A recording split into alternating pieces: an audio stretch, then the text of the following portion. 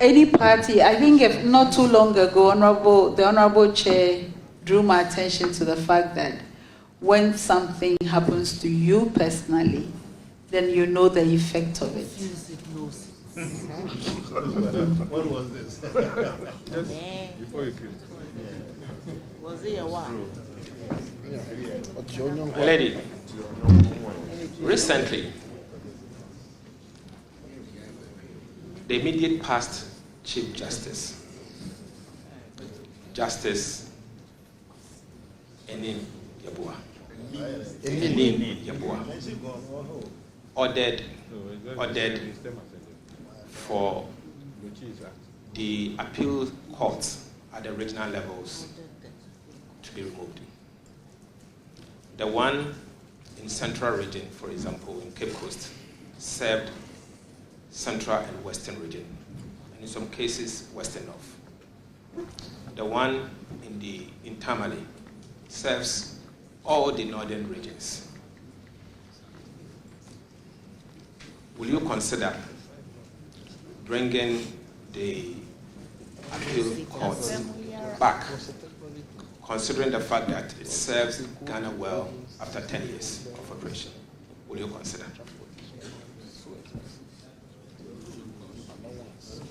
I worked in Tamale, in the Court of Appeal in Tamale. And there were times when we could travel by air, have to live in a hotel, and there were very few cases. The times when we had to wait for 3 months to ensure that there were enough cases to be handled, commensurate with the cost. And yet, that 3-month wait was not good for the parties who had to wait for us to come there. And I think that some of these considerations were part of the reasons why the Chief Justice and the Judicial Council thought that it was appropriate to limit the sittings of the Court of Appeal in some of the different places that they had been operating. When you sit in the Court of Appeal in Kumasi, where I sat, the list is very tall. Compared to the list in Tamale, it's very short. And so some of these considerations, administrative considerations, arise. In this era of e-justice, will you consider online hearings for those who will seek the service? Absolutely. When I worked in Kumasi, we often gave judgment from Accra. The registrar would come from Kumasi to Accra, and we had a facility in Kumasi where the lawyers would be in Kumasi and could see us and we could see them. And because we were sitting in Accra, the court was properly constituted. Because we were sitting, the court was properly constituted. And we conducted business and delivered judgments. So we used the virtual court system for delivering judgments in matters that we had heard in Kumasi physically. So I agree with you. Madam, if you are lucky enough to go through Parliament and to become the Chief Justice, what will be your legacy? She answered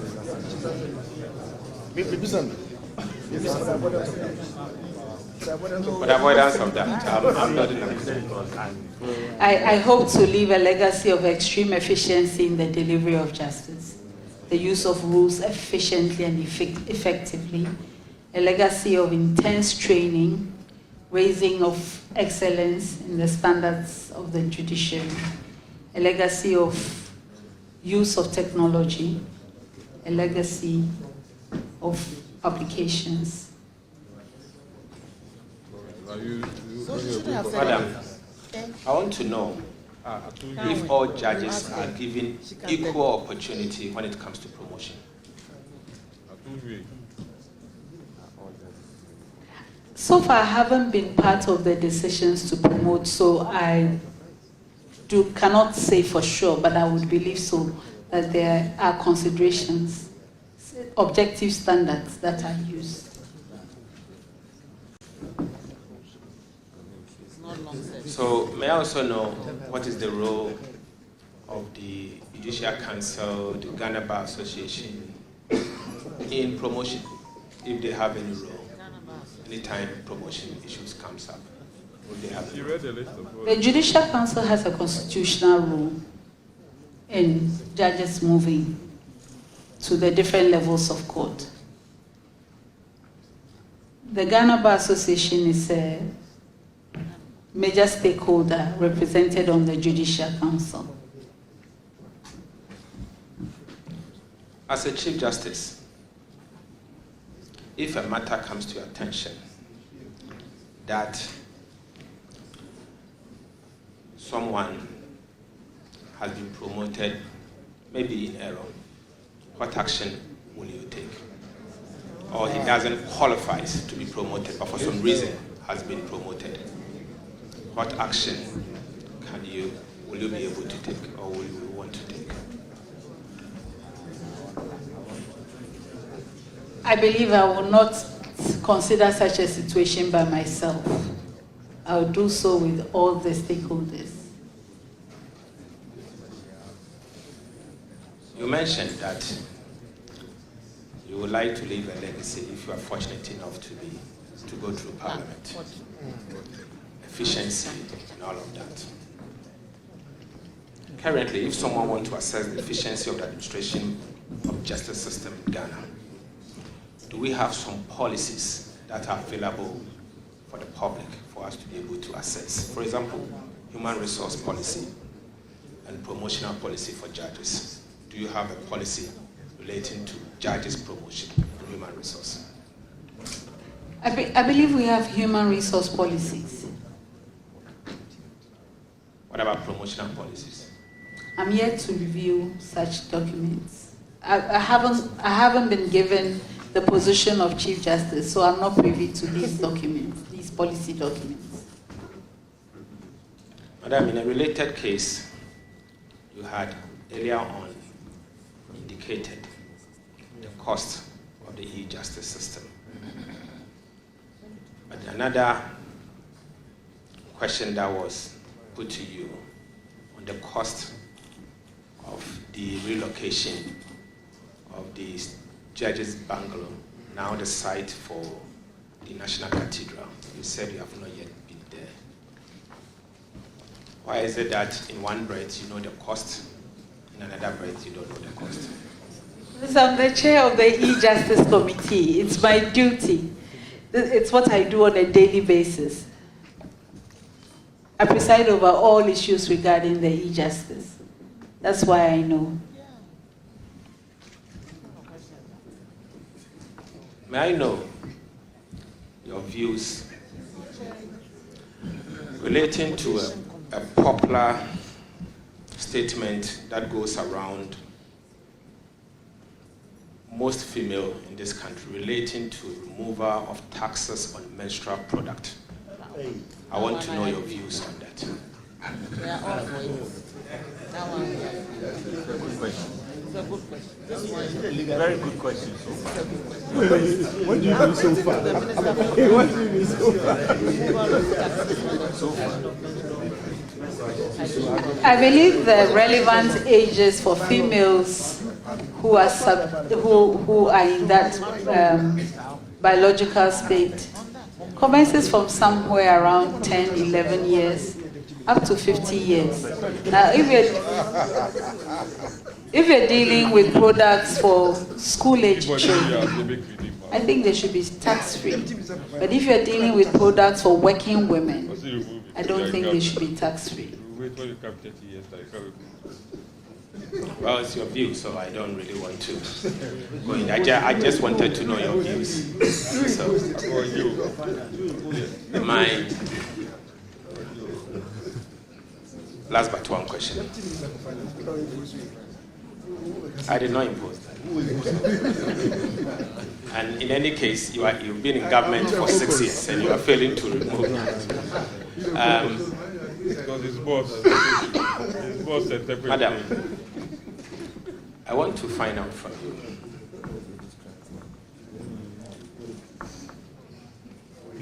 Whether you are aware that there is some perception out there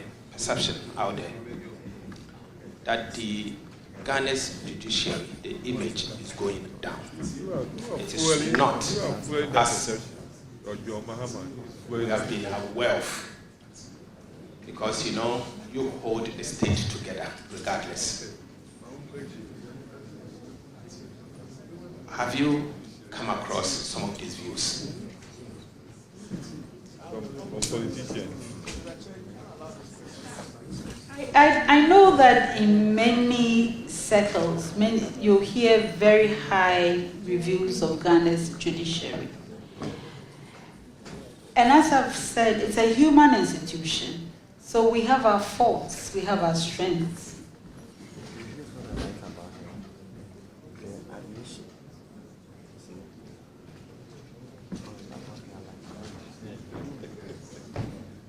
I think if you are fortunate enough to occupy the high office of a Chief Justice, one thing that you should consider working on will be the image of the very noble institution of the judiciary. So when your case is not...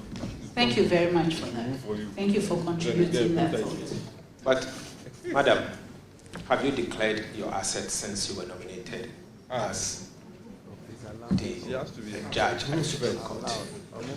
I declared my assets, I believe, just last year. Yes. It's a 4-year cycle. Yes. So when she's approved... Madam, are you also aware that the same legislation talks of updating it anytime you acquire or dispose of an asset? And I want to know whether you've been doing that. Yes. Where are you putting? Which law are you putting? Which law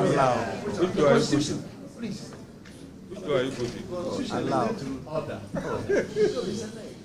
I don't think I've acquired any new assets since I declared it. But that interpretation is even wrong. Honorable How many Chairman. of you have declared the assets? Honorable Chairman, to conclude for the vetting, we have asked all relevant questions that has come to our attention, apart from the matter we raised relating to Honorable Kwesi. We in the DC minority believes that we should be given the opportunity to question Justice Gertrude Saki Torkornoo on the real ruling. We are asking for an opportunity to be able to interrogate the reason ruling. And so, just like Honorable Ayariga had said, and we have said, we have started the process. We want an opportunity to conclude on that particular matter. Then we take a decision. Thank you. I regret that the ranking member puts his side view as if it's a decision of the committee. So you can't say to conclude. You must ask the question before you conclude. No. Let's make it clear. I think that we are confusing our role here. Our role here is regulated by our standing orders. The standing orders, this committee has not precluded anybody from asking any question of any sort. Indeed, there are some few questions I could have intervened, but I decided that to let the process flow. So it is open for anybody whilst we are here to ask any question.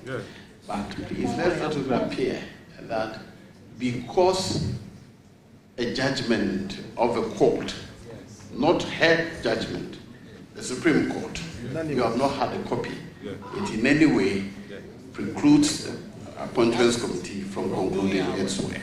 I don't think we should encourage that kind of announcement. But it is my turn to ask questions now, so please let me proceed.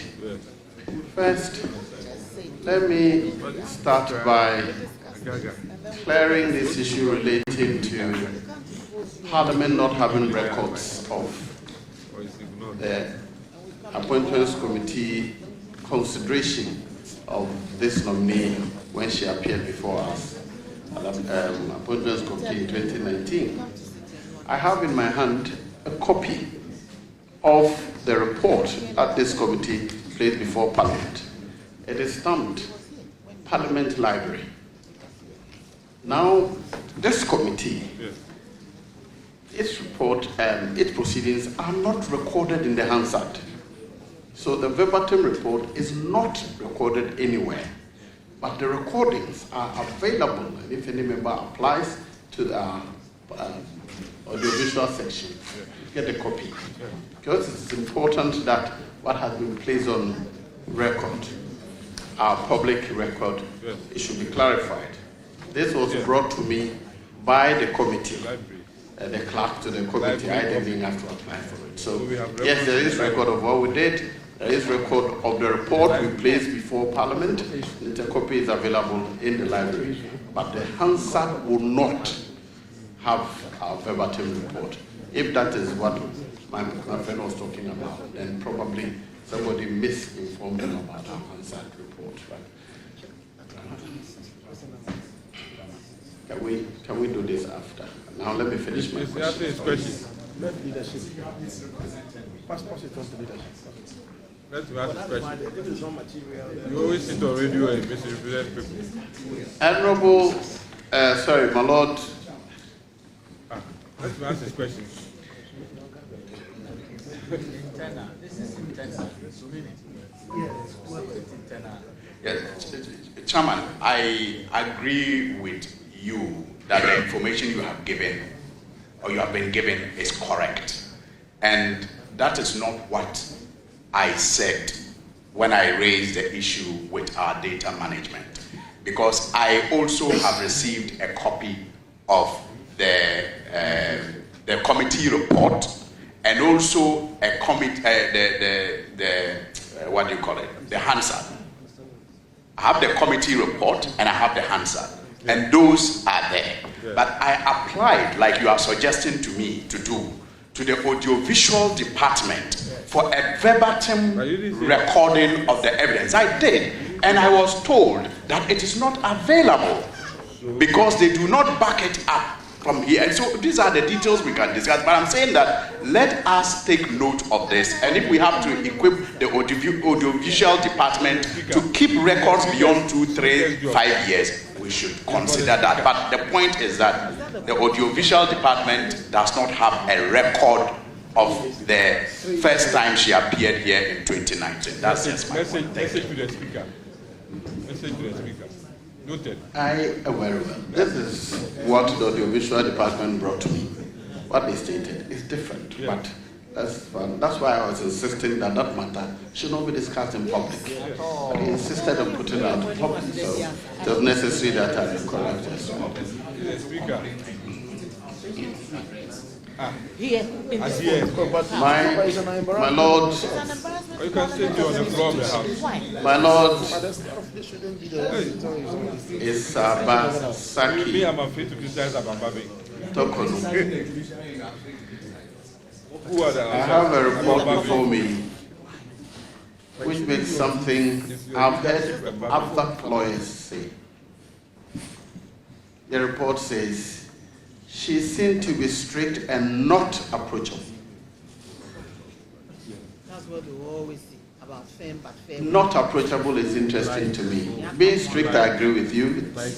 If you're going to be a good leader, you have to be firm and strict on the rules. But not approachable. What does that mean? Is it a fair reflection of you? No. Not at all. I really don't think so. Because, I can vouch. as I said, I've led the e-justice team, and that involves a lot of people. I work with them. I've been supervising judge of the commercial court for many years. That is a teamwork with all the judges of the Commercial Court and all the staff of the Commercial Court. I have worked as chief editor of the AMJG bench for 10 years and more. So I think I've worked with so many different teams.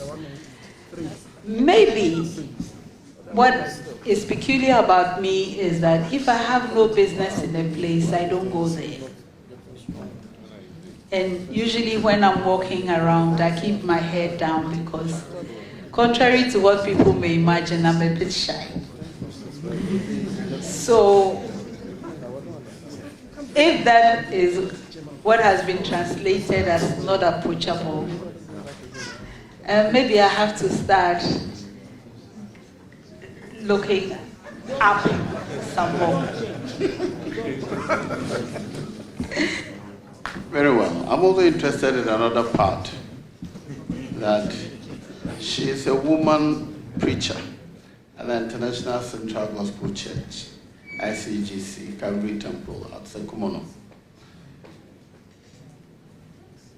Now, the reason I'm worried about that, yes, in this society, everybody seems to think that if he has access to you, he must seek to influence what you do or ask you for a favor.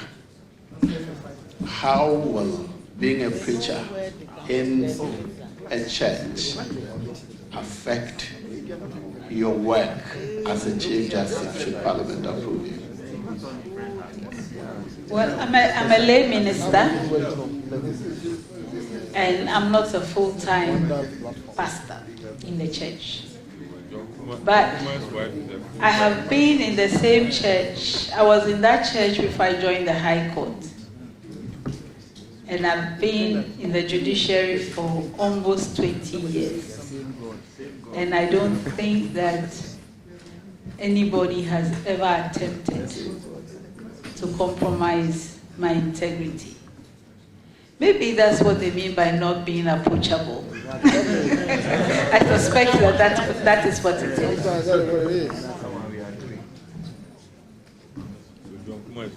Let me bring you back to the issue of death penalty. It's not approachable at all. Do you find anything wrong with the existing law on death penalty? No, I expressed my sentiments as an individual, but I thought it's very final. I didn't express my thinking as a judge. Should a judgment be very firmly and fairly concluded that the person has committed murder, not just killing, murder, intentional, would it be unfair to execute that person in satisfaction of the law? Your question is about executing. It's not about sentencing. I'd like to. Is it because today what even I heard that because our role is limited to sentencing. Very well. The execution part is not part of our work. Is there anything wrong with sentencing such a person to death as required by law? Sentencing is always guided by law. And so long as the law says it, I cannot dispute it.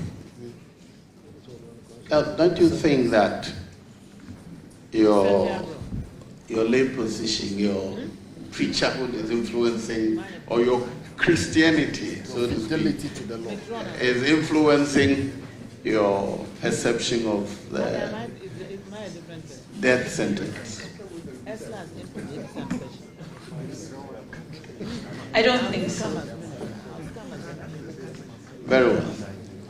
Let me say that there's just one more thing about the last 2019 when you appeared before us.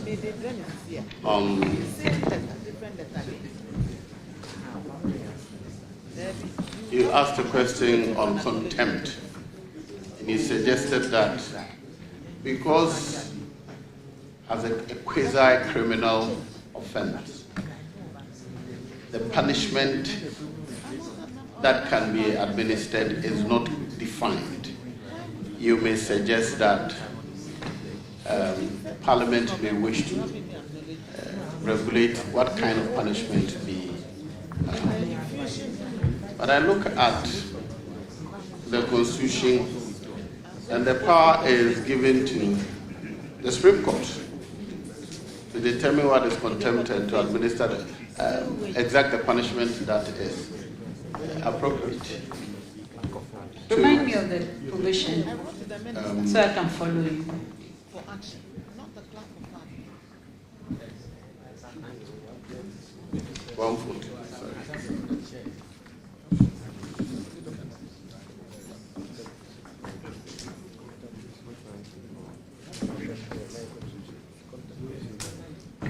Article 126. The Superior Courts shall have the Superior Court shall be Superior Court of Record. They shall have the power to commit for contempt to themselves and all such powers as are vested in a court of record, immediately coming into the force of the Constitution. So the power is vested in you. If you think that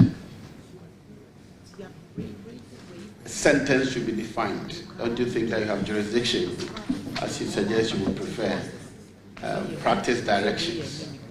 Don't you think that the Chief Justice may have, through practice direction, have the power to regulate how punishment should be exacted for contempt?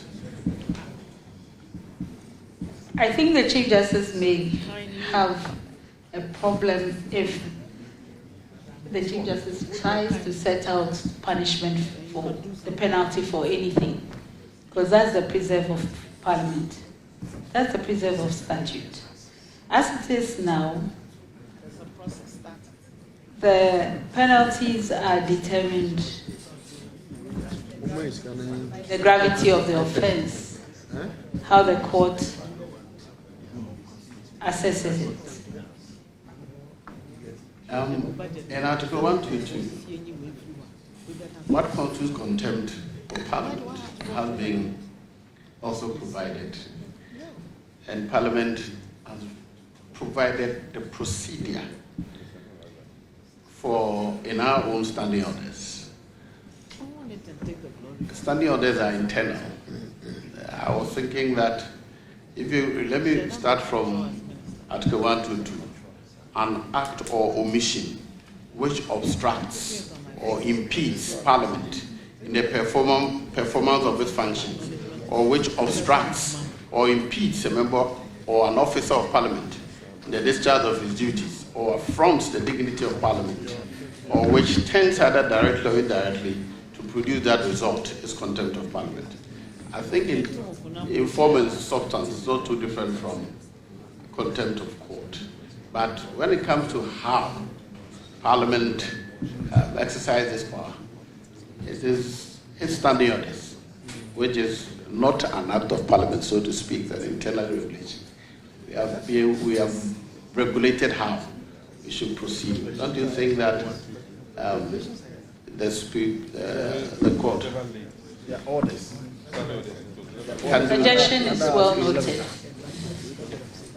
Very well. On that note, I wish to bring proceedings to a close, but I encourage political commentators to be very circumspect in our choice of words regarding the institutions of state. I find it very, very unacceptable that talking to one another, we are very abusive. We insult one another freely.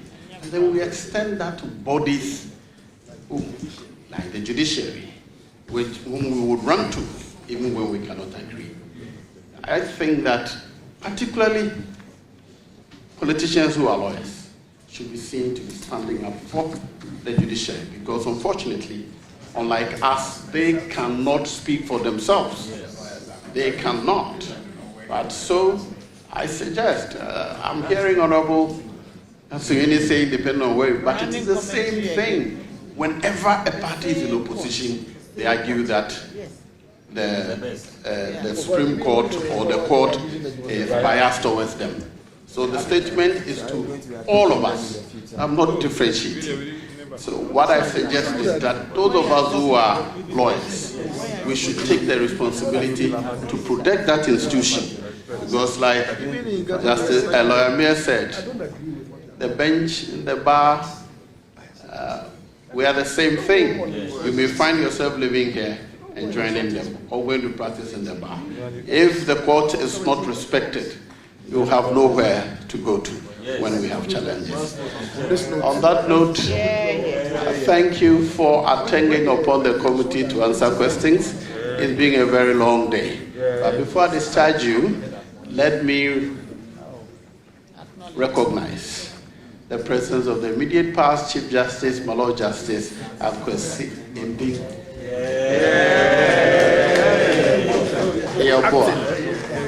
The acting Chief Justice, my Lord Justice Jones Doche. I've seen the Judicial Secretary. The other judges. Yes, I'm recognizing all the Supreme Court judges here. The Judicial Secretary is there, isn't she? Yes, please. Very good. You want me to recognize Justice Kote, but our lecturers are too. Justice Kote and Mrs. Mensah. They all taught us. But I hereby acknowledge and recognize all the members of the Superior Court bench and some other prominent names I've seen. Yes, the President of the Bar Association and his executives and other members of the Bar Association. I see the husband, the former spouse and the children. Don't worry, when an architect comes, I'll give you the space. Mr. Torkornoo, I recognize you. Is there anybody having... And the children are there. The children are there. My Lord Justice Pama has raised, okay. He was Justice Scott, so we call him Scott J. There's SRC Electoral Commission, is that right? So we thank you so very much for coming to assist us to conduct this public hearing. You are now discharged. Thank you very much. Please remind them we don't clap here.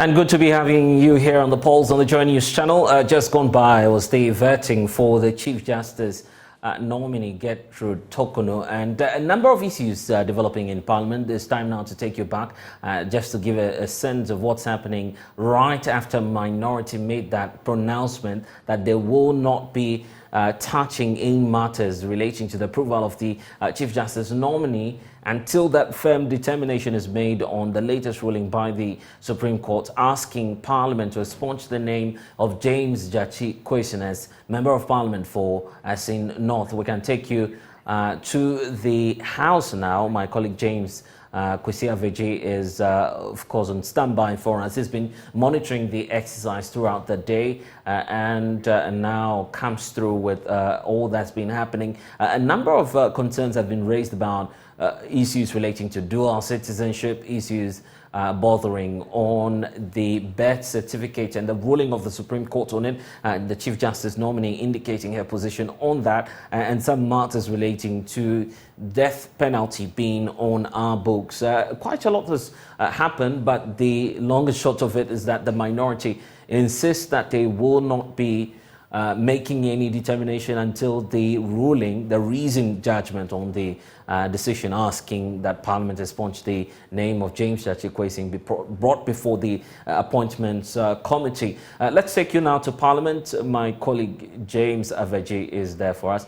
And of course, we can now get you some live pictures from the House. Just a few moments after that vetting took place, finding the replacement for what is likely to be the successor of Justice Enin Yeboah. We've seen him also appearing before the committee today, ostensibly to support the incoming Lady Justice, who is now subject to parliamentary approval. We're waiting to see what the minority will be saying, probably at a press briefing that's likely to happen in the House. James Aveji is joining us now with more. James, if you can hear me, just give us a sense of what the reaction has been, especially from the minority side, which is giving indications that it will not be involving itself in all of these processes unless the judgment is provided.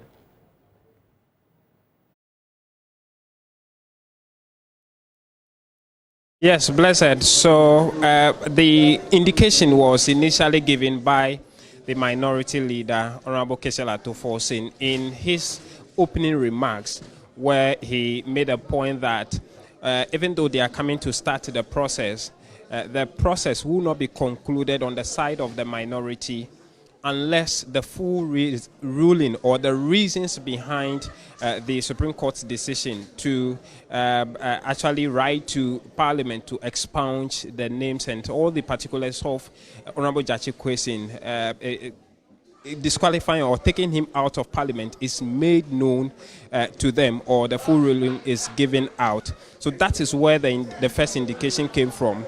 Then later, Honorable Mama Yariga raised the issue again when he questioned the Chief Justice. Now, the response from the Chief Justice basically has been that she was of the view that this whole vetting would have looked at her time as a lawyer and as a judge, taking into consideration generally the entirety of her work, but not zoomed down to a particular issue.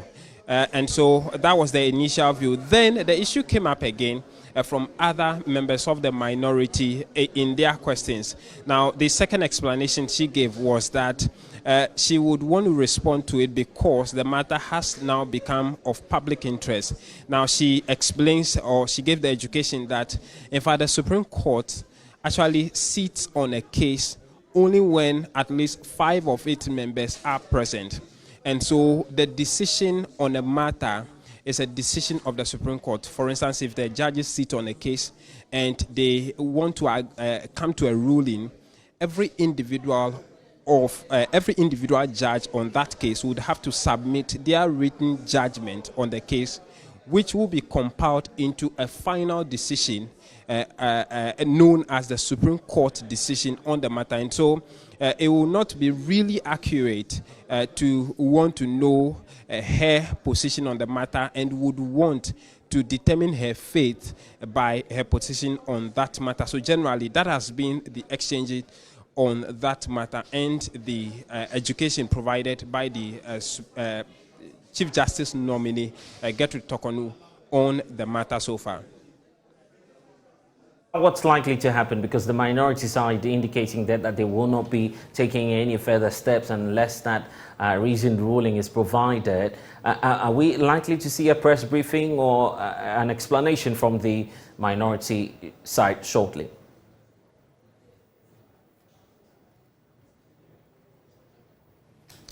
We have been trying to get some words from the minority on that, but both the minority and the majority indicates that they would have to conclude the final business on the matter. As I speak to you, the committee is reconverging in order to take a decision on the matter. We know that when vetting is concluded, the committee would have to meet again on the matter to take some decision. And so we are waiting. The members of the minority actually have gone into that meeting of the appointment committee. And so we are yet to determine whether they would make themselves available to take a final decision on the matter, or they will recuse themselves, and what that would mean for the fate of Chief Justice nominee Gertrude Torkornoo. And so that indication has not been given yet. We'll pick that when they finally come out of that behind closed doors meeting between the two parties. Blessed. How about the majority side? Because they do not accept what it is that the minority is doing now. The accusation is that they are heckling the process. We saw that announcement by the chairperson of the appointments committee, the second the first Deputy Speaker, I should say, indicating his displeasure about the politicization of the entire process. Bring us up to speed with why he's saying what he is saying.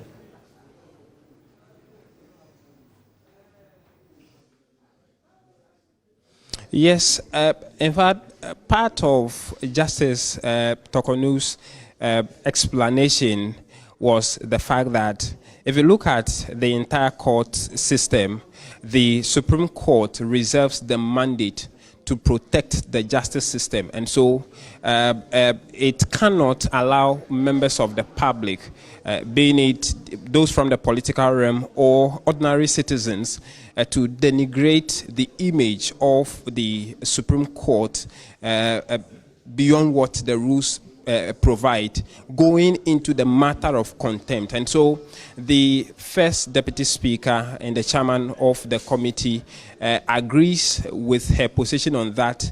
That is where in his concluding remarks, he advised members of the public, especially politicians, and most especially those of them who are lawyers, to watch their remarks on rulings taken by the Supreme Court. He advises that they need to be very measured in their opinion on the rulings of the Supreme Court, especially their lawyers, because they would need to set the right precedent for the ordinary citizens or the ordinary Ghanaian to also follow. And so he agrees with the view of the Chief Justice nominee that all of us owe the duty to protect the Supreme Court, to allow the Supreme Court also to protect the justice system in whatever way we can. And so if our opinions or the opinions of politicians as well as judges would in any way denigrate their image, that cannot be encouraged. James Kwesi, my colleague, giving us the latest from Parliament. Grateful for your time. I want to bring in now someone who understands what this legal implications will be. Justice Abdullahi, he's a law lecturer, joining us via Zoom now. Thank you, sir, for your time. Quite a lengthy exercise in terms of vetting of who's likely to be the successor of Chief Justice Enine Yeboah. He himself was in Parliament today, appearing before the Appointments Committee. Let me take your thoughts, first of all, on the nomination and the entire decision by the President to have another female, and for that matter, Gertrude Torkornoo, Mrs., to become the next Chief Justice. Your thoughts on this? And kindly unmute for me so I can hear the point you're making. I really can hear me now. Yes, loud and clear, sir. I think, for me, the nomination of Justice Torkornoo is not just based on the gender issue. She's not just a woman. She's not just the lady, and so on the basis of which she was appointed. I think we probably would have witnessed today her dexterity and appreciation of the law and communication skills, that she's well endowed with all that it takes to be a Chief Justice. I remember before her nomination, we had an interview on this subject matter, and I mentioned that she's one of her kind within the judicial system, and she's a solid judge, and so I think one of the MPs even mentioned that whilst a student, he used to go to, they used to go to her courts to learn company law and practice, among other things, because no one would take it away from her that Justice Torkornoo is such a brilliant, fine judge. And so her nomination, I wouldn't want to see only from the light of her gender, but with the wealth of experience, the knowledge, and the display of the knowledge and application of it.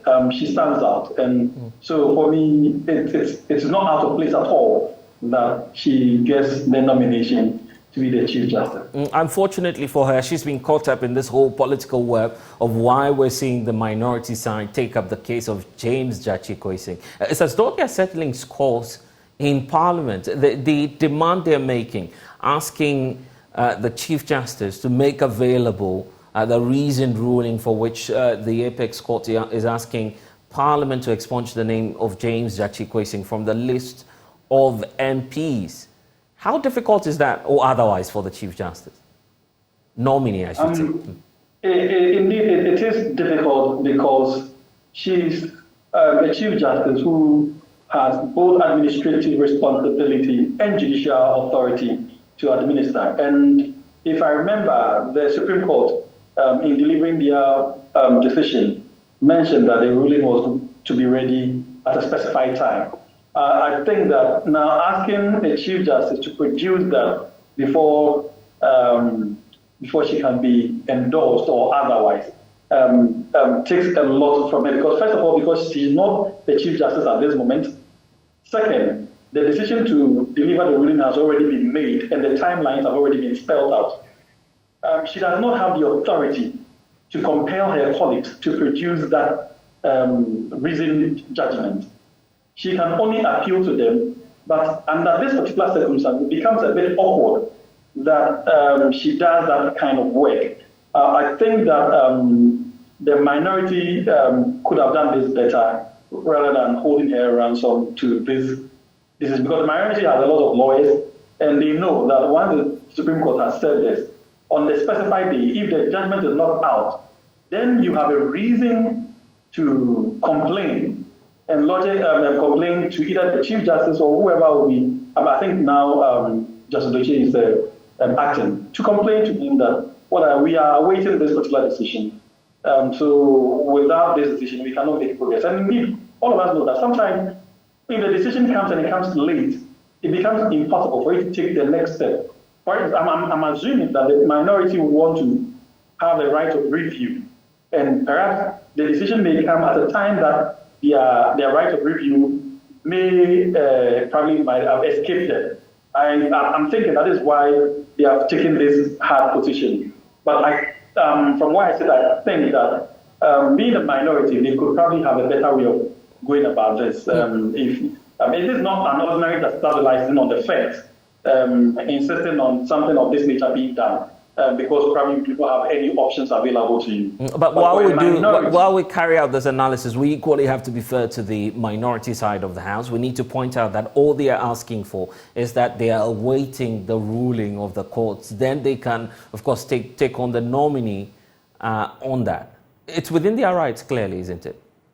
I'm not even disputing that at all. What I'm saying is that if it is just about the ruling, obtaining the ruling, the judgment, there are other means of getting it. Timelines have already been provided. If the timelines have not been breached, holding a nominee to that timeline when he does not have authority to change that timeline is a bit difficult. That is the position that I'm pushing across. But of course, that is not to say that, like I said earlier, a minority cannot approach a Chief Justice or any other person, either the acting Chief Justice or the nominee Chief Justice, to fast track the release of the judgment. They can do that behind the scenes. These things can always be done, particularly for people with authority. They can always get these things done.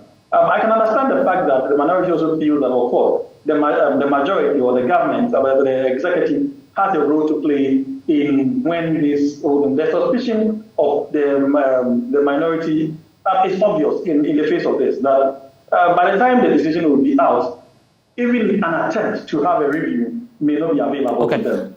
Here's the case.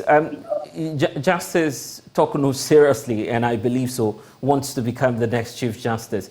We know that constitutionally we cannot coerce the justices of the apex court to decide or to act in any manner. But James Doche Justice was also in court today. Justice Eninyebwa, who's outgoing, was in court today. If there's any sort of Parliament today. yes, so if there's any sort of influence to bring to bear now, what would you advise that the members of the bench do? I mean, respectfully, because we all want to make progress at this moment. Absolutely, I would have no doubt that. They all heard and saw the position of the minority, and so pressure will be put on bear. Put bear to for those writing the authoritative decisions. If all of them are writing, I'm sure all of them will now see the seriousness and the gravity of the situation, and possibly go beyond their normal scheme of doing things to ensure that the decision is released on time, possibly before even the stated time, so that these hurdles can be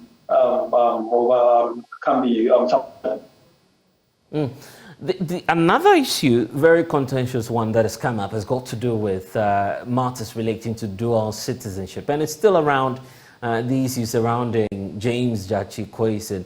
We know that at the parliamentary level, efforts are being made to revise our laws, but it's playing out that, as far as our laws are concerned, matters of dual citizenship ought to be clarified. Do you feel that the law is clear enough on what it says about MPs, about our lawmakers, and what their citizenship status should be whilst they are entering the House?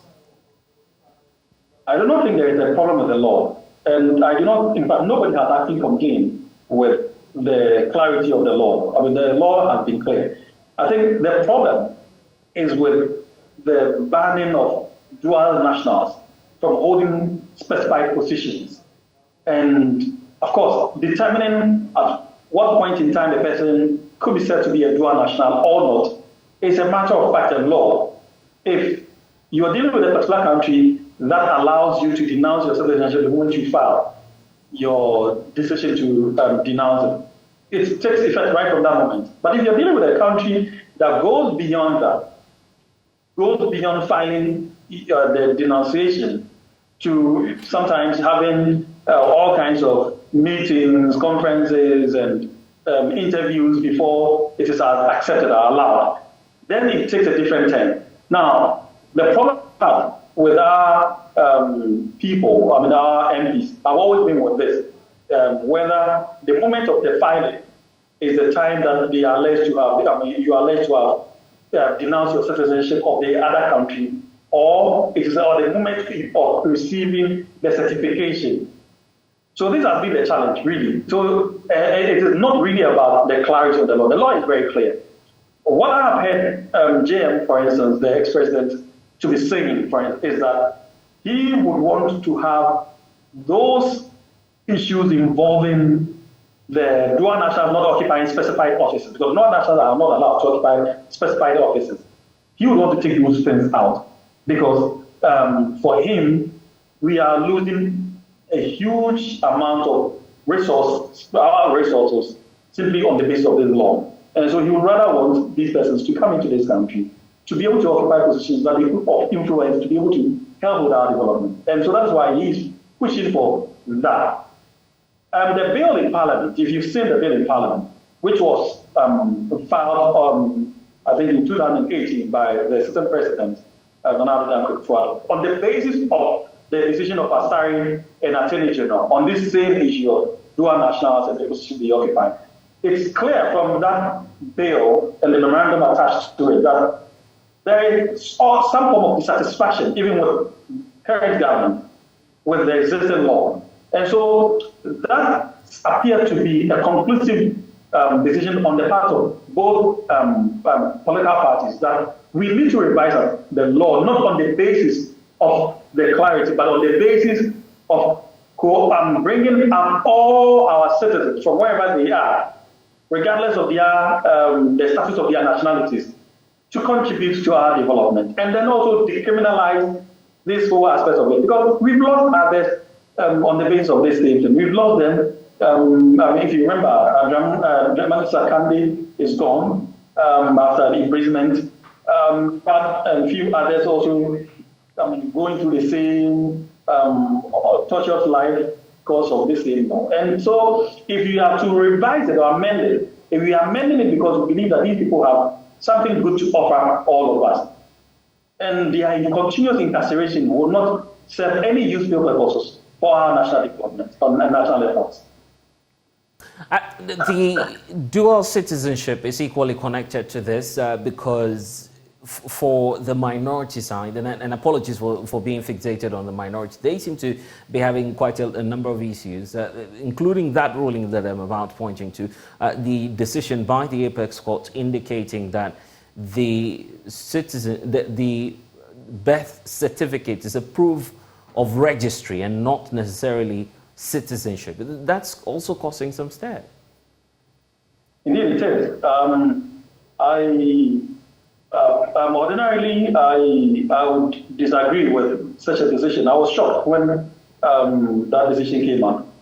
For now, that's what the decision is. We may have to settle with that until the Supreme Court changes its mind. But otherwise, I thought that certificate went beyond just the bearing the record that it bears. I thought it was also a form of identification and indeed a form of connection to a particular jurisdiction. I think this should be clear on the face of it, but if the Supreme Court says otherwise, for now, we may probably have to settle with that until we have a new decision from the Supreme Court. And so going forward, for now, we're not certain if the minority side will indeed participate in the exercise, but we saw the First Deputy Speaker, Joseph Osei-Owusu, there expressing his displeasure about how the vetting process and approval processes leading to the confirmation of, successive Chief Justices becomes matters subject to partisanship. It's come up really strongly, and this time around it appears that we can't avoid that as of this moment. But what's your suggestion in terms of how we can vet all of this and go by it, avoid it in the first place? I think it all has to do with the issue of the nomination, the appointment authority. The appointing authority has always been the executive. I had in the past made recommendations that if the Judicial Service would have a bigger stake in the nomination and appointment, it will probably relieve all of us of the politicization of who becomes our Chief Justice, because we are already polarized. And this current parliament is even worse because of the sharp division. And so you're likely to find this happening going forward until there's a massive reform in the entire nomination and appointment of the Chief Justice. And I strongly will continuously recommend that the Judicial Service itself be given that authority to have a Chief Justice rather than the executive doing this job on behalf of all of us. For me, what did not feature as much as I would have expected it is the issue about legal education reforms. It's still a subject matter on the front burner, you agree? I completely. We still have the new law school at opposite the University of Professional Studies still waiting for construction. From the moment the commission took place, not even a block has been laid. Much as I disagree with the construction of that block, but it would have, I believe that it would have helped ease the numbers. I still recommend that we have a General Legal Council overseeing the activities of professional law courts, not necessarily by having block and break and blocks sitting there for students to be admitted. I would still recommend the structure that WIFE presently operates with for students who want to do races, for instance, so that everybody can have classes from wherever he wants to have his classes. The General Legal Council should simply be focusing on giving out the areas that they believe, the curriculum, and the areas they believe are important for the purposes of their examination. If you go to the exam and you pass, wherever you sit the exam, you can sit the exam in Yoyo or from the farthest corners of this country, without necessarily having to go to any particular school. If you want to have classes, you have your private classes with whoever you want to have your private classes with. That way, there will be no issues with admission requirements and the numbers that are admitted. When you have an exam of this nature and the students pass, you can then determine further criteria in regulating the core and the people who get licensed. For me, the licensing regime should be the focus of the General Legal Council, rather than continuously fighting for resources to build blocks and build classrooms and all other matters. However, once it has taken that decision to build, I expect that it does as it has promised to do. And in which case, I would strongly recommend that each region of this country has to have a school block. Because we cannot have the concentration of everybody in Accra and Kumasi when we have 16 other regions that are also entitled to have these same edifices within their respective regions, for students coming from those regions to be, not to think of paying rent in Accra and commuting from wherever they would probably have rent, accommodation from in Accra to wherever they have to go to school. They can have this thing within their regions. It is also part of development. It's also part of means of reaching out to all and sundry within this country so that everybody can have access to legal education at the minimum barest cost. Let's talk about the political appointments itself. That controversial research by Professor Raymond Atuguba on the appointments and the likely influence on decisions of the courts itself.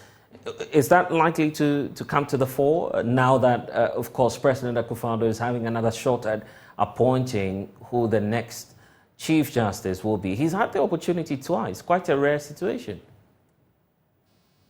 Well, I think for matters that will come up during the vetting would largely be dependent, but would be, I'm sure it will be overshadowed by the impressions that the minority has of the Supreme Court. If you remember, the election petition is not far from us. The minority had a lot of misgivings, and these misgivings are likely to be exposed during these vettings. And so we shouldn't be surprised to see those misgivings coming up at the vetting. And the expectations, for those of you who are, from the position of the bar, what reforms would you equally like to see? We saw Chief Justice Eni Yeboah, whilst he was moving out, bring up this whole new mini-call, if you want to put it across. It's causing a lot of controversy even amongst your profession, and a lot of people looking up to the new Chief Justice to state a position on that. Do you see that changing anytime soon? And what's your own thoughts on that? I heard the General Legal Council denying the controversial about lawyers having to write an exam for their licenses. So once it has been denied, I think we let that go. But as I indicated, Justice Gertrude Torkornoo brings a lot of wealth to the office. I mentioned that the biggest of what you bring, what she brings, is the issue of what's it called, IT, electronic administration of justice. And I think I heard that she actually re-emphasized on that position this morning when she was being vetted. Because she has been in charge of this portfolio, even was as an ordinary member of the Supreme Court. And I know she's passionate about it, and I know it will go a long way to ease the overburdening cases in our courts. But of course, the expansion drive that was commented by Georgina Wood, which was continued by Justice Eni Yeboah, I would have no doubt that Justice Torkornoo would continue with the expansion drive by building more of the the high courts, the court of the circuit court and the district courts across the country. I think justice at the doorsteps of Ghanaians is the best way of reducing not only the incidence of cases, but also reducing the timelines. We can't spend 5 years in court resolving an issue as little as who owns a particular piece of land. Why would you spend 5 years? It's mind-boggling. We are in 21st century that some of these things could be done within a day or two. But you're not spending 5 years, sometimes 10 years, and you are still in court over the same subject matter. I think the expansion drive and the IT bit of it would reduce this huge backlog of cases. And I have no doubt that Justice Torkornoo is going to pursue these vigorously. I do pray that she does it even more than her colleagues have done, because as we grow, these things begin to be more pronounced than we ever expected it to be. So I expect a huge expansion in the drive for more courts, more judges, and then indeed more IT-enabled delivery of justice. Key issue, corruption perception. She's been speaking about that. She says there's a whole cabal within the judicial service or the judicial system, if I should be clear on that, is working assiduously, and you find these unscrupulous persons siphoning funds from persons who are seeking justice. She says out of 10, you find 9 of the persons taking bribes on behalf of the justices having those funds or those monies being kept by themselves. But that's also an admission that there is a challenge when it comes to bribery and corruption. There is a challenge. Sometimes it's difficult to know when you win a case whether you won it genuinely, particularly if you are an innocent lawyer. If you're an innocent lawyer, a naive one, you go to court having read all your authorities, your books, done proper analysis, and you win a matter without ever knowing that even your client went behind you to see somebody who knows someone who knows the judge, and somehow a decision goes into your favor and goes in your favor. It's difficult sometimes to say. Of course, there are times where lawyers are also involved. It is very difficult to be able to, at this moment, fashion out a proper solution to this problem. But I think the best we can do is to ensure that when they come up, we deal with it decisively. Yes, but there'll be a lot of expectation because we've seen, for instance, the Anas case, we've seen other interventions, and all of these things raises key questions about cleaning the image of the courts. Indeed, so you see, there is no single solution to the problem of corruption in the judiciary. There is no single solution. The biggest solution for me is what I keep saying: the expansion drive, the IT drive. These are, because once the timelines are reduced, you can always go on appeal, and the person cannot bribe his way through all the way to the Supreme Court. It's almost impossible to do that. And so if you have a huge numbers of the courts, huge numbers of judges, chances are that you meet a good one. Of course, there are also chances that you meet a bad judge who may be susceptible to corruption. But until somebody identifies it, you cannot be going around setting up people in the name of fighting corruption. I do not think that is the most appropriate means of fighting corruption, particularly within the judicial terms. I think there should be a better means. Maybe there should be a better reporting room. There should be a room for anonymous reporting. There should be feedbacks from such reporting when they indeed happen. There should be a lot of opportunities for people who feel aggrieved to be able to air out some of these pent up feelings. But in all, I think that each region, once again, possibly each district, should have a reception to receive complaints from the members of the public who patronize the judiciary, so that you don't need to find at this moment. Everybody who, if you have a complaint, particularly against a lawyer, you have to come all the way to Accra. That's complaint to the judicial, the General Legal Counsel. If you have a complaint against a judge, I don't even know where you would go if you don't come to Accra, because there will be no other place. Even though there are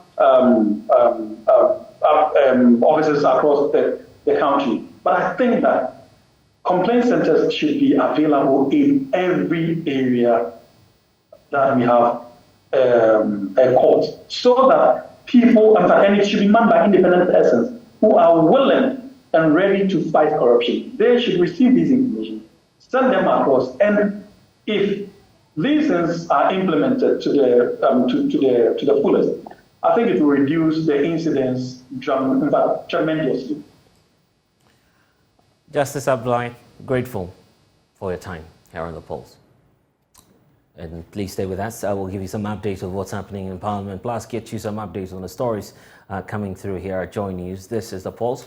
We'll be right back. Please stay.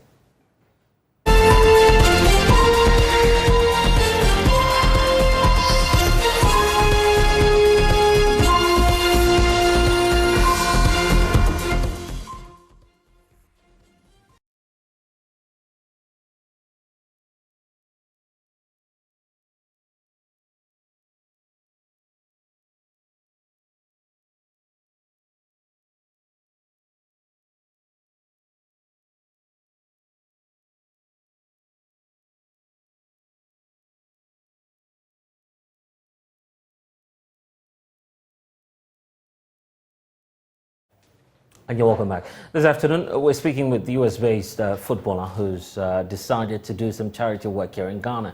Jeremiah Atauchu, who plays for the American side, Chargers, is currently here on a working visit to Accra. He's joining us in studio for a conversation on this. Jeremiah, it's good to see you. Thanks for having me. Initially, we're having that conversation. When we say football here, everybody thinks about soccer. But there's rugby as well, which we are referring to, right? Yes. So, and for the sports itself, for those who are here in Ghana and do not know much more about it, just give us a description of what we're talking about. American football is like rugby with shoulder pads on and helmets. So that's America's quote-unquote game. And, you know, I've been playing it for about 10 years professionally. I actually started out as a footballer, you know, with the foot. Oh, okay. Yeah. And now you're wearing the helmet. Now I'm wearing the helmet. It's perceived to be a hard man's job. It is. It takes a lot of willpower, a lot of work ethic, and just, you know, the grace of God to stay healthy, and it's a very violent game.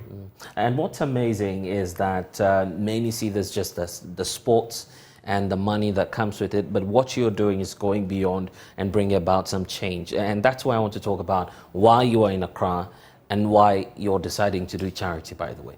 Absolutely. I've always had a passion for West Africa, and just, you know, visiting Ghana has become a second home for me in the off season. So in partnership with the Renell Ghana Foundation, I've been able to sponsor a lot of girls in Ghana to go to school in a local hospital in the Ada region. So just continue to build that pipeline and that connection between American sports and the country of Ghana and create more opportunities.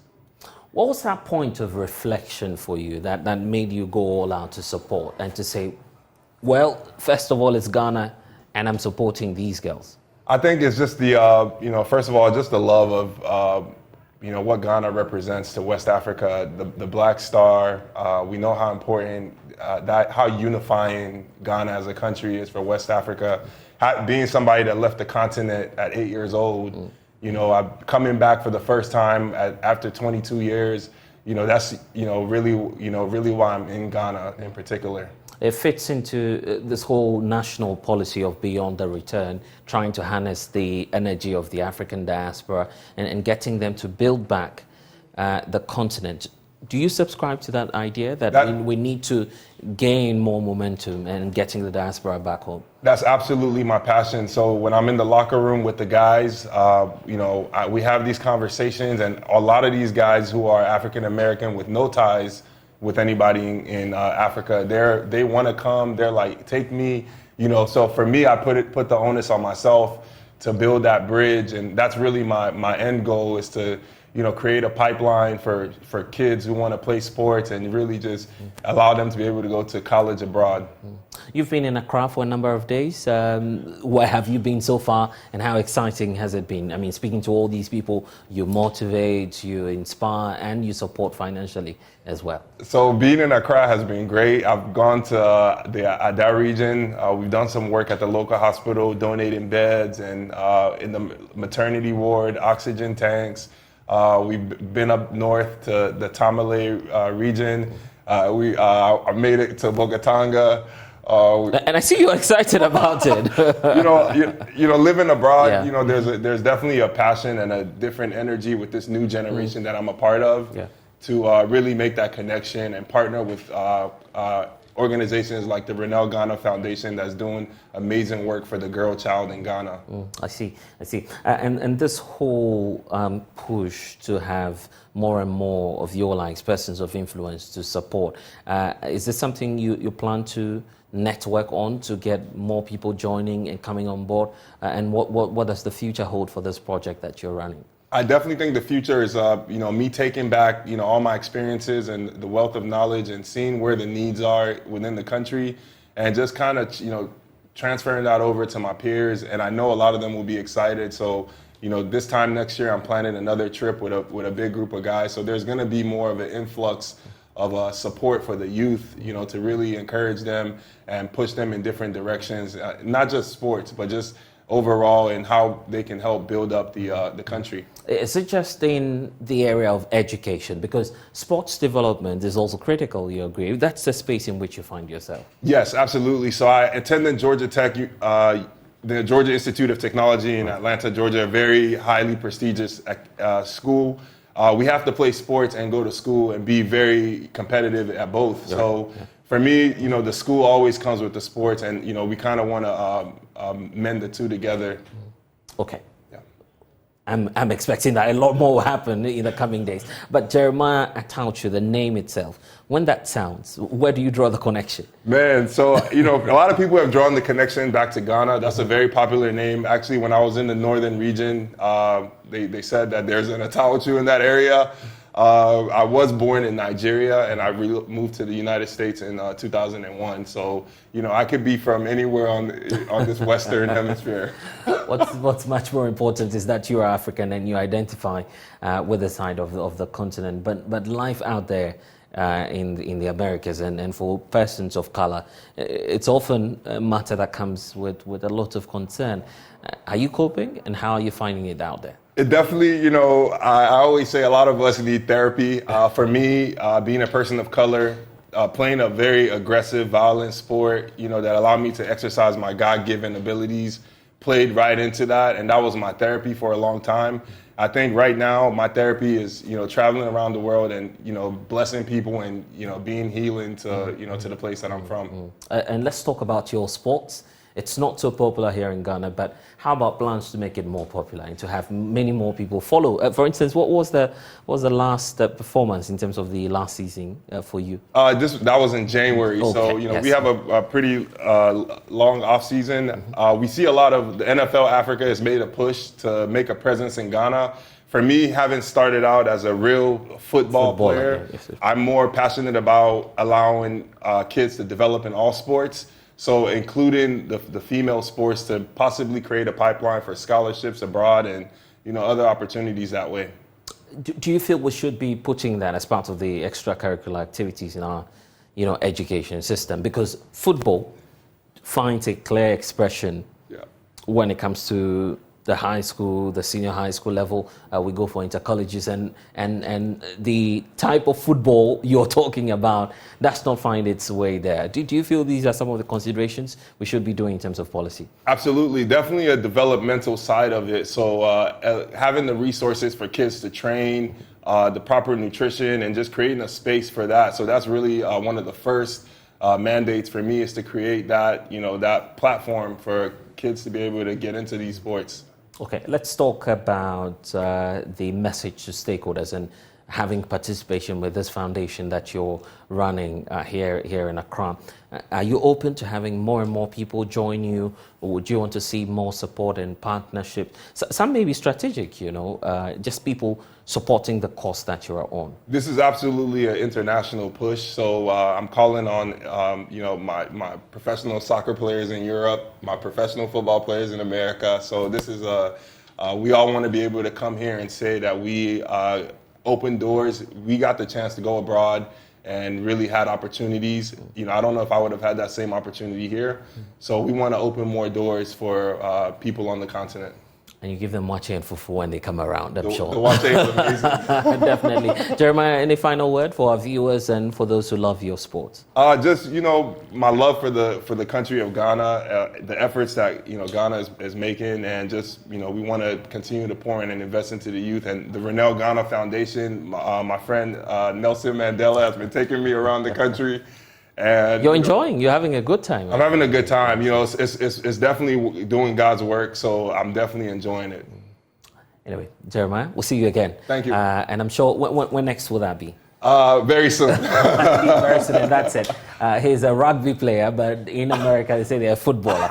So anyway, we'll take that. We'll take that for it. Jeremiah, thank you for joining us this afternoon as well. The Education Ministry says that it will begin the full operationalization of STEM schools, of course, by starting at the beginning of the next academic year. That will be this September. Nana Bafo-Ewa, the Ministry's Director for Pre-Tertiary Education, says that the government is emphasizing its commitment to fostering science, technology, engineering, and maths in our schools across the country. There's more. To encourage more future leaders to pursue science courses, the government is prioritizing science education by finishing STEM schools and providing them with the required resources. Nana Bafuewa is the director of pre-tertiary education, and he says several of these institutions will be finished and operational by the start of the next academic year in September. The government is hopeful that through establishing more STEM schools, complex problems can easily be solved. To help increase access to STEM education in the country, the government has put in place various measures to ensure that many youth are able to access STEM programs at different levels in the country. One such intervention is the construction of several STEM institutions across the country, and currently there are 7 STEM senior high schools operating fully in the country. It is worth noting that all the STEM schools have been equipped with the state-of-the-art equipment to ensure that the students do not just be in school, but have the full complement of learning resources to facilitate their studies. As Ghana attempts to catch up with technology development, the government is stressing STEM education to make pupils competitive on the global stage. Students from the Methodist Girls and Galaxy International participated in numerous science experiments and projects at the Galaxy International School Fair, laying the foundation for healthy competition and creativity in science topics. Some of them expressed their opinions. I think the Science Fair is a very good initiative because it gives us the opportunity to be able to practice what we actually study in a way. I mean, we know science is more about theories and then everything, but when you get the chance to actually experiment and practice, I don't know, it just gives you like a different perspective of the whole thing. So I did an experiment earlier, and before I did the experiment, I had to do a lot of research, and the experiment was basically based on the production of instant fire, and that method is used to produce explosives and fireworks and a lot more. There are lots of experiments going on, and I am also yet to learn a lot from it. So I think this is a very good initiative, and it's very beneficial, not to me, but to everyone that comes. I think the Science Fair is actually a very great experience because it helps us practice whatever theory that we have learnt in class. Also, the Science Fair is not just about science, it's also about various groups or various industries, IT. And the fact that parents come here and come to your stand and ask you to explain to them what you've done is also a very key factor in my opinion, because it helps you develop the necessary communication skills that I believe you need outside the world of school. As we all know, everybody is hotwired differently. There are some students that depend more on practical and do not really do well in the theory. And so this practical experience is one that directly links to the theory that you study in class. So organizing such events or such programs helps students get their hands-on practical experience. And it's not something that only goes and sits down for the students with who only depend on the practical, who are not so good with the theory. It cuts across, or those who know theory, practical. Once you get the hands-on experience, it makes it much easier recollecting whatever happens compared to reading it directly in the textbook. So I think these events and these programs actually help the students a lot and goes a long way in improving their academic performance. Stephen Mensah's report read. And that's all we have for you here on the Pulse. I'm blessed. So now log on to myjoyonline.com for updates. As we wrap up, we'll leave you with this exclusive interview with Ghana's ambassador to Dubai, Alhaji Ahmed Ramadan. How has your stay in UAE been? But you happen to be the first ambassador to the UAE. How do you receive your appointment from the president? Well, he as the appointing officer, he has the prerogative of appointing whoever he wants to appoint. And I've been appointed, yes, and I accepted it, and I'm here. I met the system, we set up the system here when I came in. I met 2 officers from Foreign Ministry who came to prepare the ground. One is Adomakum, and the other guy, Desmond, that's right, They set up the system, and then we came and joined it. So when your appointment came, we heard some stories that the father of Vice President's wife has been appointed, and he's not even an MPP person. How did you receive that news? Well, I don't appoint myself, The the appointment, the authority to appoint, resides with the president, and he decided to appoint me, and I took it up. That's right. Yeah. So when you came very first time, you be the first ambassador to the UAE. How was the system like? How did you start everything? How did you put things in place? Yeah, like I said, we set up the whole system. I met the two gentlemen who set up the office, and the various things, were put in place. I came, and then we recruited the staff to work with, and we made sure that we get in the correct hands that can assist us to achieve the objective set, for the mission. And certainly, one of the guys who were appointed is one sitting in front of us. What's the workforce like? How many people have you employed here? Now, are they all Ghanaians?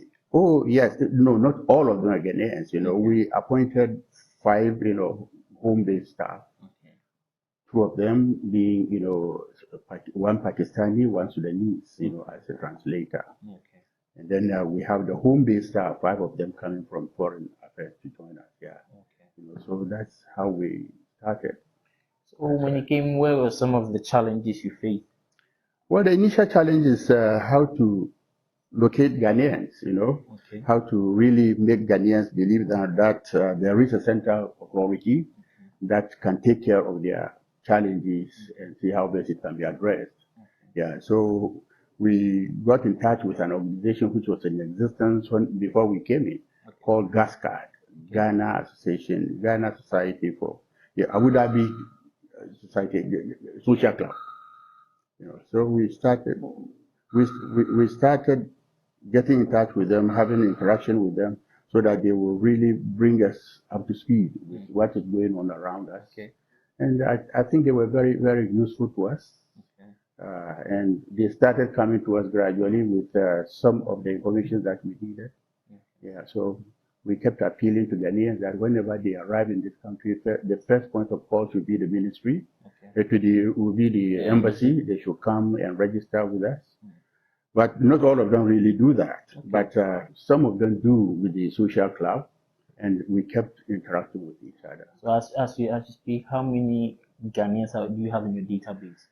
In our database, from what we captured here, it's far less than what the reality is on the ground. Maybe we have about 6,000 here, but on the ground, I think they have about 15,000, 20,000. Oh yes, we have a lot of Ghanaians who have not really surfaced to come in. What's the challenge? Is it that when they come, they are not being received well, or there's a challenge? No, you don't even know when they are coming. Yeah, because they will notify you that they are even coming. When they arrive, they might have been deceived by people that they have gotten them a job, they should come. They will just go and start getting dollars or something, And they arrive in UAE, somebody just dump them here and goes away. Wow, that leads me to my next question. How was that agency and all that thing being solved by the embassy? The embassy does not establish agency. We are not responsible for establishing an agency. People back home constitute themselves as some agents who will look out for people who are coming to all the, the Arab regions. And they bring some of them here, convincing them that there is a job for them, and they are coming to, secure a job instantly. You will give them, accommodation, car, and everything. Wow. But when they arrive, things don't really turn out to be so. And even when they are in that difficulty, they don't even run to the mission. They don't even look out for the mission for us to see what their difficulties are, to see how best we can even help them. So it's only when things get to a head and they are in really dire need of assistance, they begin talking to some of the Ghanaian folks. And when we get to know and they are in trouble, then we run to see how best we can get them out of it. So far so good. You are trying to get the challenges solved. Yes. That's what you Yes. And apart from GASCAD, are there other recognized groups that? Yeah, GASCAD, domiciled in Abu Dhabi. There is another group in Dubai too. That's right. So we allow the Dubai ones, to deal with the consulate in Dubai. And if there's any difficulty and it is beyond them, they let us know, and then we see how best we can step in. That's fine. So these are some of the challenges that you came to face, and you are trying your best to get them to resolve all them. that. You are getting, yes, That's right. Good. So let's look at our relationship with Ghana's relationship with the UAE. Okay. How has it been? You've been here from 2017 on 2018. That's right. 2018. Yeah. So how has our relationship with the UAE? Well, we really have gotten closer to each other. Okay. We have really established some memorandum of understanding between us. Okay.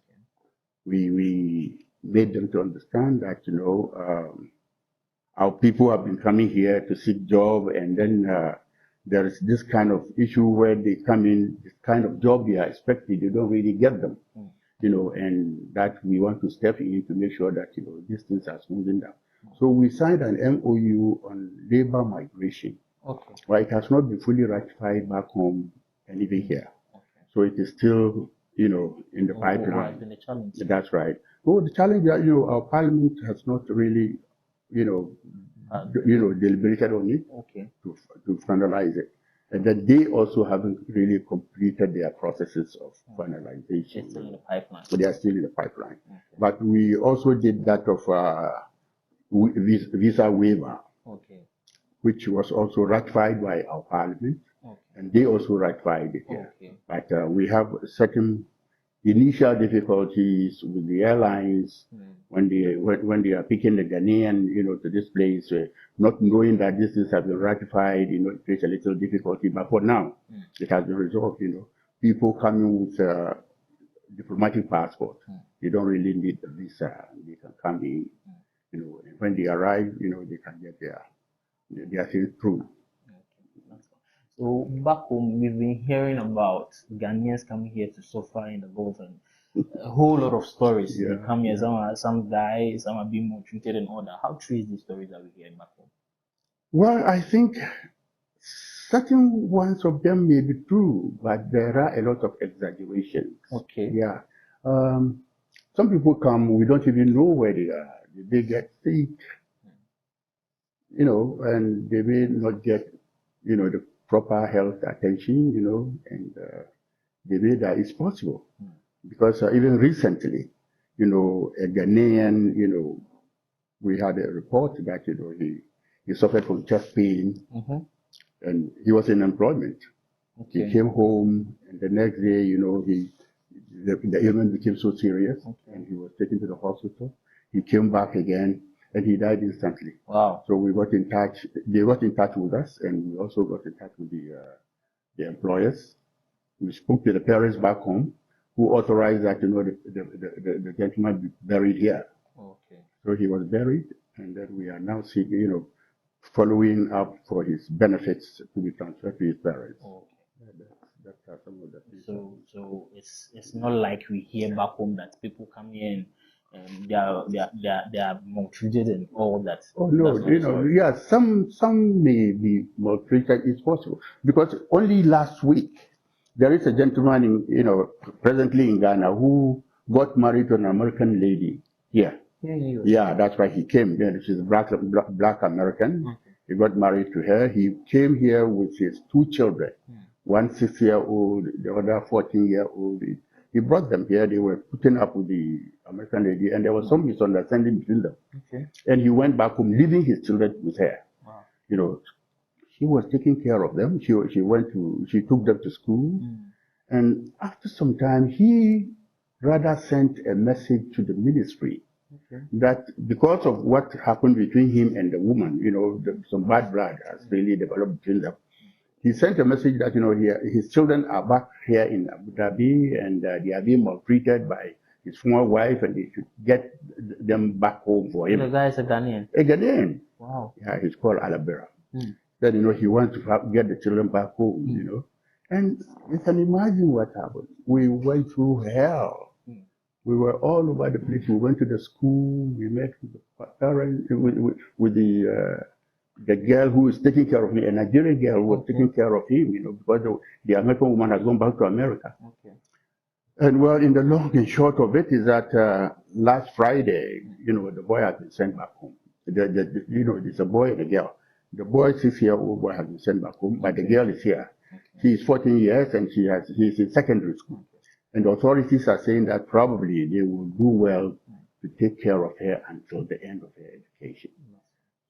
said if she's able to do well in secondary school, they may give her scholarship to continue to the university.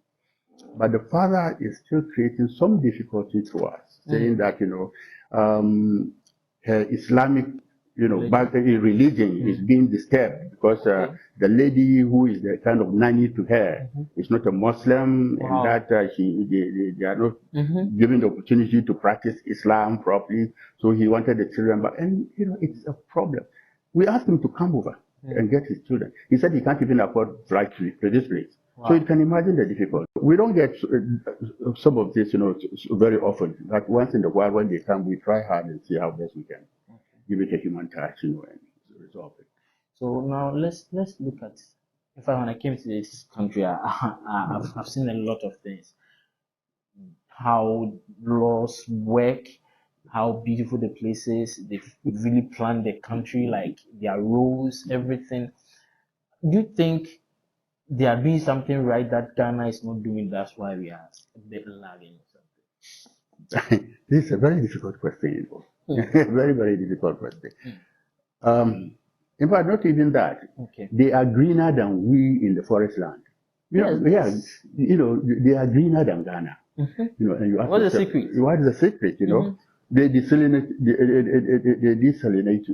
seawater to water everything that they wanted to, that they plant around. So they have abundance of water because they can afford to, turn the seawater into, purified water. All right. That's right. Well, this country is a monarchy. Okay. It is not like the kind of democracy we have back home. It's a monarchy. The country belongs to the rulers. So their laws are there to be obeyed. Okay. Yes. They are quite fair and just to everybody, but you must obey their laws. I think that, to me, that is the secret of their success. Okay. Yeah.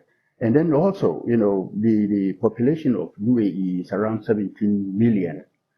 And out of these 17 million, only 2 million constitute the real indigenous people, the Emiratis. All others are foreigners. All others are foreigners. And, a foreigner, if you go against their rules and they throw you out, you go out. And if you love to stay in UAE, you really have to abide by the laws and, live on. I know of a certain businessman here called Yusuf. He runs, some shopping malls called Lulu. Lulu, that's right. In fact, his investment runs into, I think, close to $1 billion. But until last 2 years, when they changed their laws a little bit, he was renewing his visa every 2 years. Wow. Every 2 years. His visa will expire, he will go and renew. But now they have modified that they will give him 10 years. Come and see jubilation. You can imagine what we have here back in Ghana. Somebody, a foreigner comes into Ghana today, the next day he's a Ghanaian. Yes. And he does everything that a Ghanaian does, and sometimes that's some of our difficulties that we have.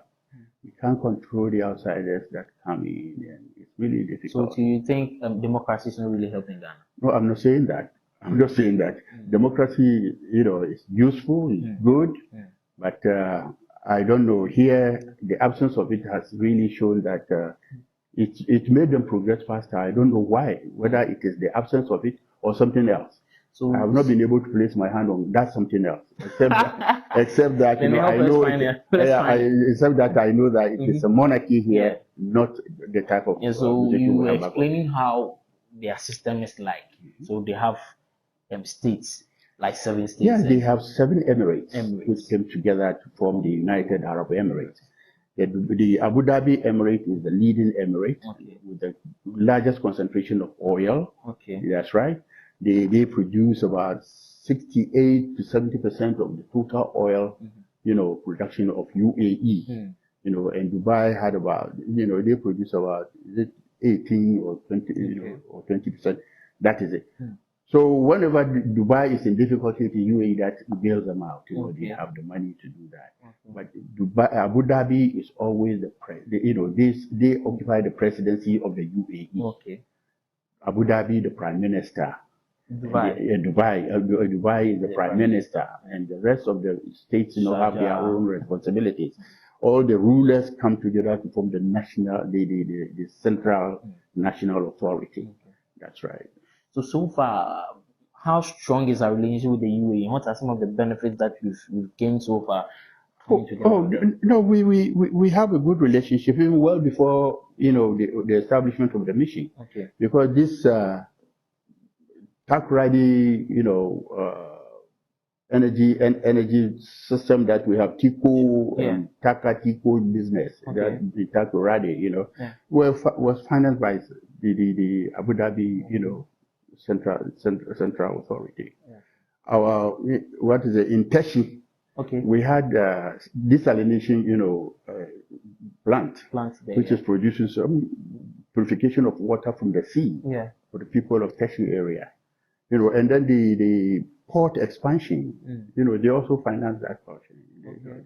So there is some kind of relationship that existed between us, and it is still continuing, and we hope and pray that it will continue in a much bigger form. That's fine. Your Excellency, we are getting closer to